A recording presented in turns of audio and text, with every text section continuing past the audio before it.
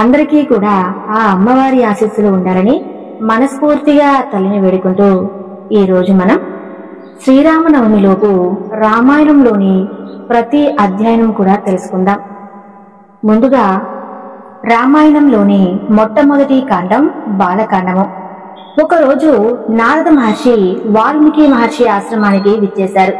వాల్మీకి మహర్షి నారద మహర్షిని ఇలా అడుగుతున్నారు: ఓ నారద మహర్షి, అన్ని మంచి గుణములు కలిగినటువంటి వాడు, ధర్మం తెలిసినటువంటి వాడు, ఆశ్రయించిన వారిని ఆదుకునేవాడు, మాట తప్పనివాడు, సకల ప్రాణులకు మేలు కలిగించేవాడు, వీరుడు ధీరుడు, అసూయ లేనటువంటి వాడు, అందం ఉన్నటువంటి వాడు, ఇలాంటి మంచి లక్షణాలు కలిగినటువంటి వాడు ఈ లోకంలో ఎవరైనా ఉన్నారా అని అడిగాడు. ఆ సమయంలో నారద మహర్షి చిరునవ్వుతో ఇలా సమాధానం ఇస్తున్నాడు: ఓ వాల్మీకి మహర్షి, ఇన్ని మంచి లక్షణాలు ఒకే వ్యక్తిలో ఉండడం కుదరని పని. కానీ ఒక వ్యక్తి మాత్రం ఉన్నాడు. ఇన్ని మంచి లక్షణాలు కలిగినటువంటి వాడు ఒక వ్యక్తి ఈ లోకంలో ఉన్నాడు. అతడే శ్రీరాముడు అని చెప్పాడు. అలా రామాయణ కథను సంక్షిప్తంగా వాల్మీకి మహర్షికి చెప్పి అక్కడి నుండి నారద మహర్షి వెళ్లిపోయాడు. అలా విన్న రామకథ వాల్మీకి మనసులో నాటుకుపోయింది. ఒకరోజు వాల్మీకి మహర్షి భరద్వాజ మహర్షి వారి శిష్యులతో కలిసి గంగా నది సమీపాన ఉన్న తమసా నదికి స్నానం చేయడానికి వెళ్లారు. స్నానానికి నదిలో దిగిన వాల్మీకి మహర్షి చుట్టూ ఉన్న ప్రకృతి అందాలను చూస్తూ పరవశిస్తున్నాడు. వాల్మీకి మహర్షి తమసా నదిలో స్నానానికి దిగాడు.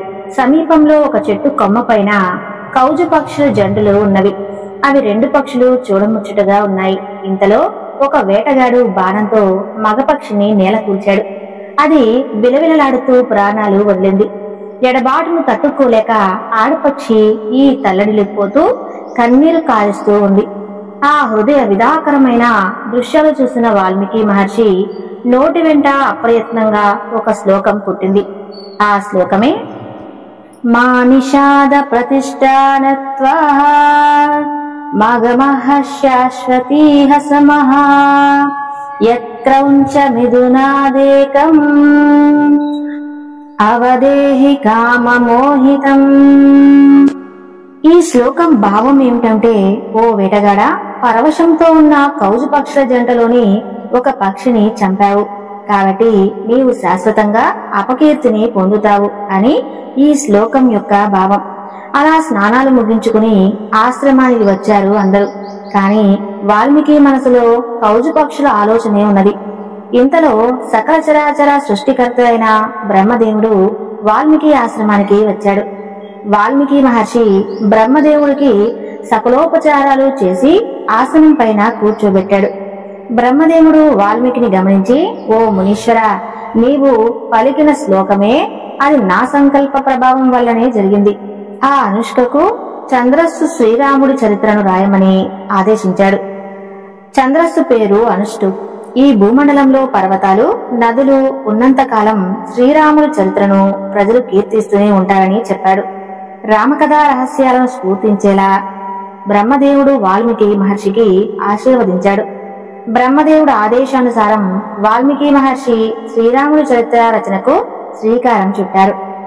అయోధ్య నగరం సరయూ నదీ తీరంలో కోసల అనే సుప్రసిద్ధ దేశం ఉంది. అందులోనిది అయోధ్య అనే మహానగరం. అయోధ్య అంటే యోధులకు జయించడానికి సాధ్యం కానిది అని అర్థం. మనవు అనేటువంటి వాడు అయోధ్య నగరాన్ని నిర్మించాడు. కోసల దేశాన్ని దశరథ మహారాజు పరిపాలిస్తున్నాడు. అతడు సూర్యవంశం వాడు, మహావీరుడు. వశిష్ఠ వామదేవులు, దశరథ మహారాజు, ప్రధాన పురోహితులు, సుమంతుడు మొదలగు 8 మంది మంత్రుల్లో అతని ఆస్థానంలో ఉండేటువంటి వారు దశరథ మహారాజు పాలనలో కోసల దేశం భోగ భాగ్యాలతో విలసింది. ప్రజలు ధర్మవర్తనులై సుఖ సంతోషాలతో ఉన్నారు.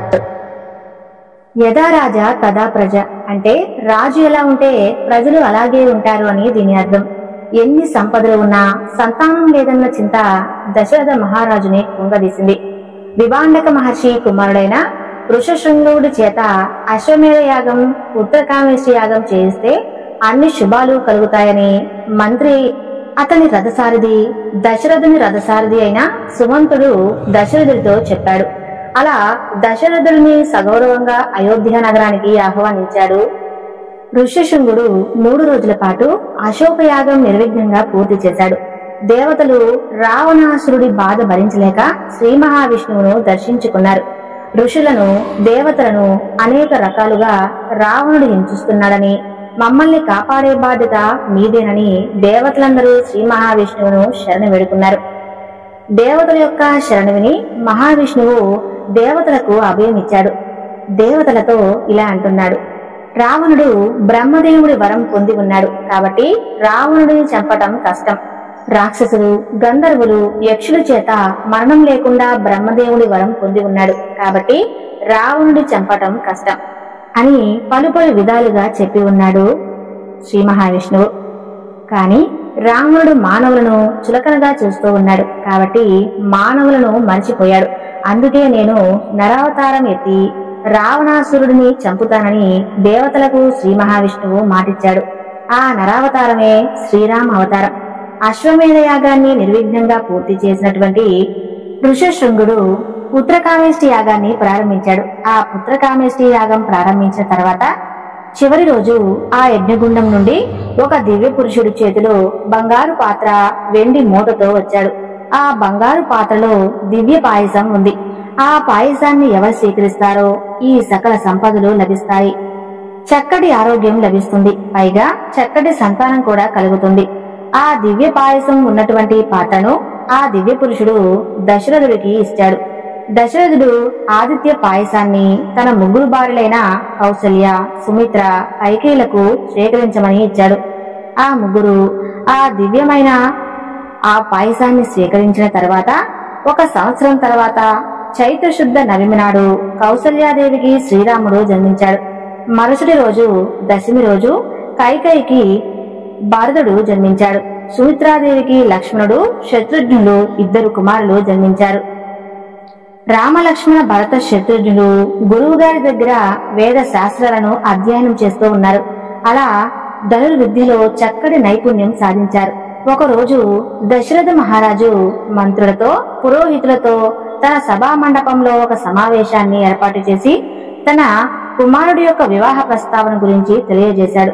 అదే సమయంలో విశ్వామిత్ర మహర్షి అయోధ్య నగరానికి వచ్చేశాడు. దశరథుడు ఎదురుగా వెళ్లి సాదరంగా ఆహ్వానించాడు.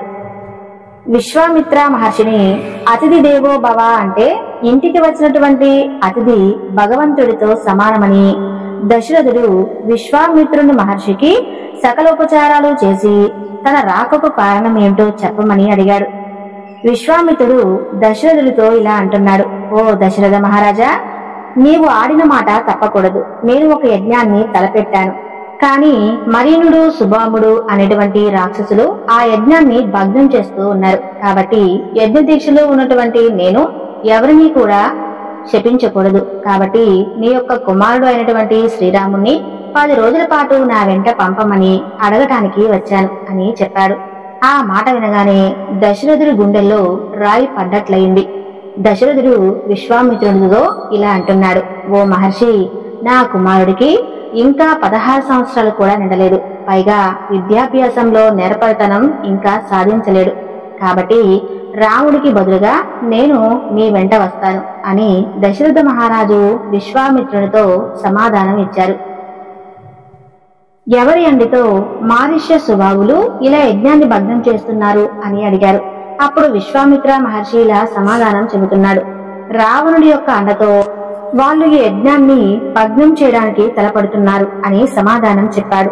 రావణాసురుడు పౌలస్య వంశానికి చెందినటువంటి విశ్రవసుడు అనే ముని కుమారుడు. ఇతను కుబేరుని సోదరుడు. రావణాసురుని పేరు వినగానే దశరథ మహారాజు నోటి నుండి మాట రావటం లేదు. ఎందుకంటే రావణాసురుడు మహాశక్తివంతుడు కాబట్టి, నేనేమో అశక్తుడిని అని దశరథుడు విశ్వామిత్ర మహర్షితో అన్నాడు. ఆ మాటలు విన్న విశ్వామిత్రుడికి కోపం వచ్చింది. ఓ రాజా, నీవు శ్రీరాముణ్ణి పంపిస్తే నేను తీసుకుని వెళ్తాను, లేదా రిక్తహస్తాలతో వెళ్తాను అని అన్నాడు. ఆ సమయంలో వశిష్ఠ మహర్షి దశరథ మహారాజుకి నచ్చ చెప్పాడు. ఓ రాజా, శ్రీరాముడిని విశ్వామిత్రుడు వెంట పంపిస్తే శ్రీరాముడికి మేలు జరుగుతుంది, సకల శుభాలు చేకూరుతాయి. ఎందుకంటే విశ్వామిత్రుడు మహా తపశ్శక్తివంతుడు కాబట్టి శ్రీరాముడిని ఎలాంటి సంకోచం లేకుండా విశ్వామిత్రుడి వెంట పంపమని చెప్పాడు. వశిష్ఠముని మాటలు విన్న దశరథ మహారాజు రాముడిని విశ్వామిత్ర మహర్షి వెంట పంపడానికి అంగీకరించాడు. రాముడితో పాటు లక్ష్మణుని కూడా వెంట వెళ్ళమని దశరథ మహారాజు చెప్పాడు. అలా రామలక్ష్మణులతోటి విశ్వామిత్రుడి ప్రయాణం కొనసాగుతూ ఉంది. అలా మార్గ మధ్యలో విశ్వామిత్ర మహర్షి రామలక్ష్మణులకు బల అతిబల అనే విద్యలను ఉపాసించాడు. బల అతిబల విద్యలను చెప్పాడు. ఈ బల అతిబల విద్యలు నేర్చుకున్నటువంటి వారికి అలసట అనేది ఉండదు. ఎప్పుడు ఆకలి దప్పులు ఉండవు. రూపకాంతలు తగ్గవు. నిద్రలో ఉన్న ఏమరపాటుతో ఉన్నా ఎవరూ వీరిని ఎదుర్కోలేరు. ఈ బల అతిబల విద్య శక్తి అలాంటిది. చూశారు కదండి బాలకాండంలోని అధ్యాయంను. మరొక వీడియోలో 2వ అధ్యాయం గురించి తెలుసుకుందాం. ఈ వీడియో నచ్చితే తప్పకుండా లైక్ చేసి మన ఛానల్ ను సబ్స్క్రైబ్ చేయండి. అలానే జై శ్రీరామ్ అని కామెంట్ చేయండి. సర్వేజన సుఖినో భవంతు.